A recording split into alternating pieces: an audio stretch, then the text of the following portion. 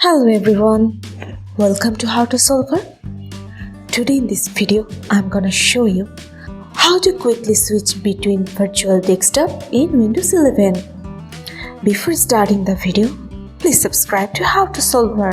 So, let's go. For this, you have to press on your keyboard Ctrl plus Alt plus arrow.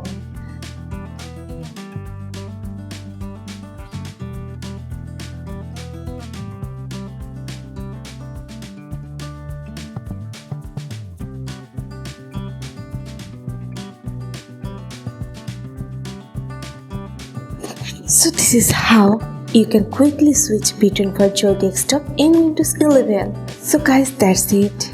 You can do this. I think this video is very helpful to you. If it was, then give a thumbs up and hit the subscribe button. And thanks for watching.